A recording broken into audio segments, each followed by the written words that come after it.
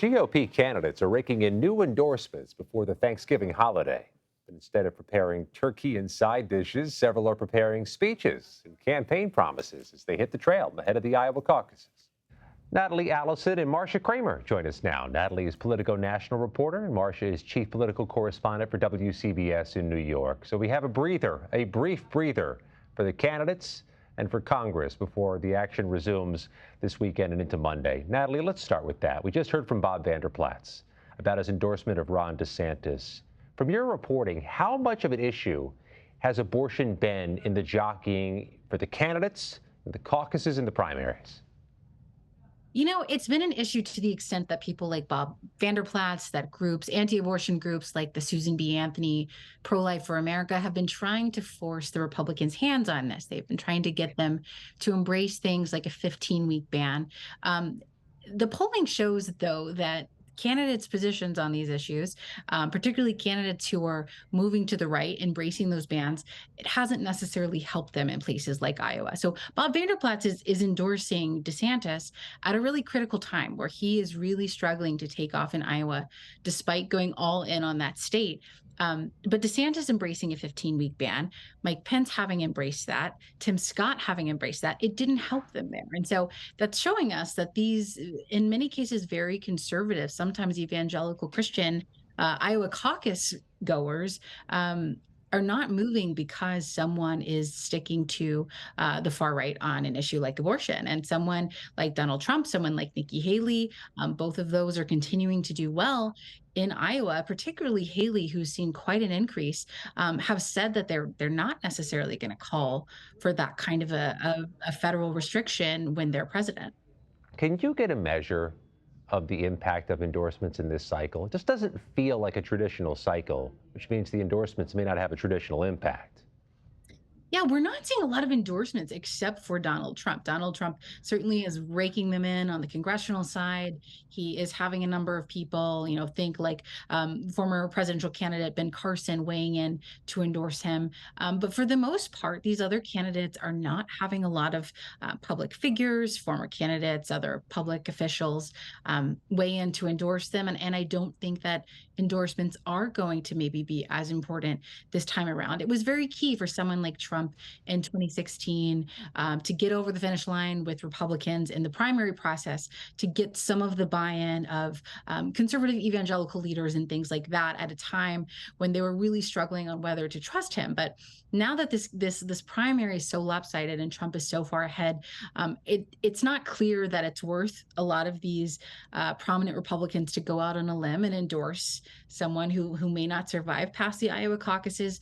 And on top of that, I think it's just really hard to change people's minds at this point in time. And so I don't think we're seeing as many endorsements. Certainly Bob Vander Plaats, Iowa Governor Kim Reynolds, both of whom are sticking their necks out for DeSantis, are going to hope that their endorsement carries a lot of weight. But we don't have the polling yet to show whether that is going to make an effect. It was noteworthy to us, Natalie, that today 3 more House Republicans endorsed Trump, one from Kansas, one from Indiana, and one from Georgia. So speaking of Congress, Marcia, about the candidate who's not running in 2024 anymore, George Santos. There is an expulsion resolution on the table.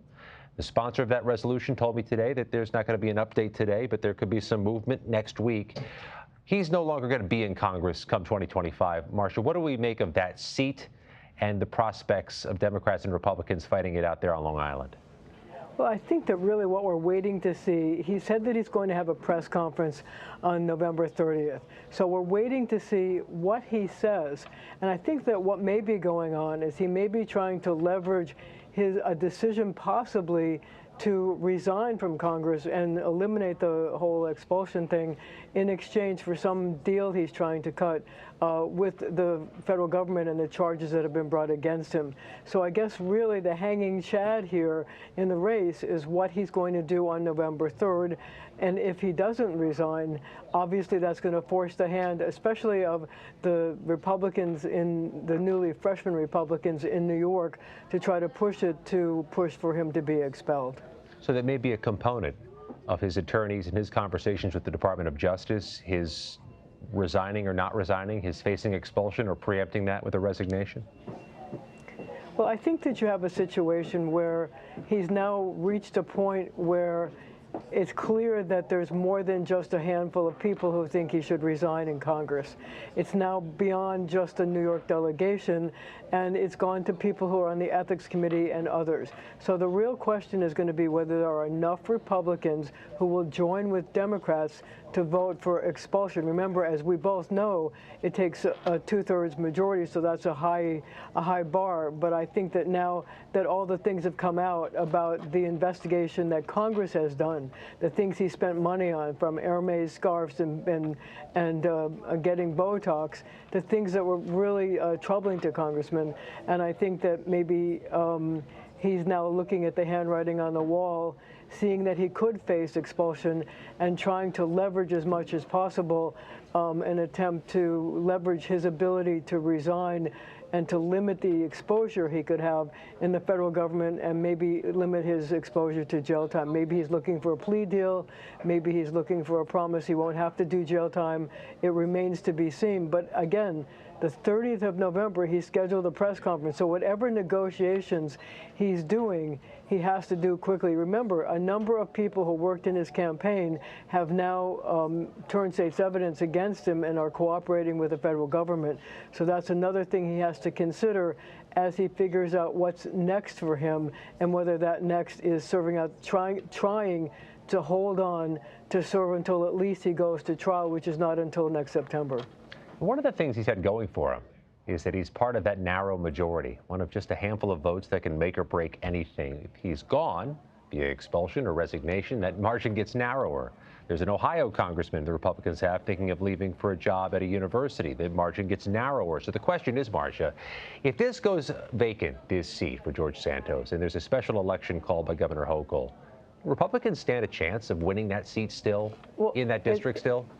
It's interesting that you asked me the question, because when the original 5 Democrats sent the letter and called for an immediate vote on his expulsion, they did so because they had talked to the Nassau County Republican chairman, Mr. Cairo, and had his blessing, not even a wink-wink, a blessing, saying go for it, go for the expulsion, because they've taken a look at the district, which was redrawn, and think that if they run in this district, that they have a better than even chance of taking the seat. They actually would rather have a special election, because hanging in the balance was a request by the Democrats to redistrict to redraw all the congressional lines.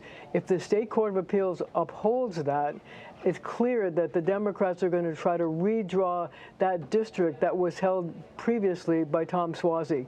Now, Tom Suozzi, the former congressman, is looking like he could be the Democratic nominee if there was a new district drawn. I mean, if there was a special election. But the problem is that the district he won on is not the district that George Santos represents.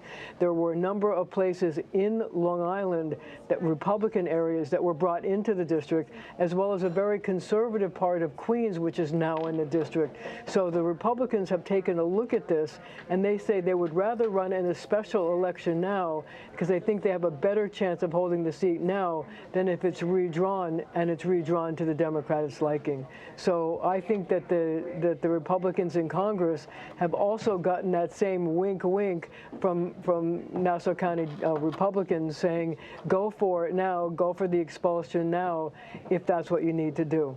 Two different scenarios where candidates and campaigns are intersecting with federal courts. The presidential campaign Natalie's covering, and George Santos, which Marcia is covering. Natalie Allison, Marcia Kramer, have great holidays. Thank you both.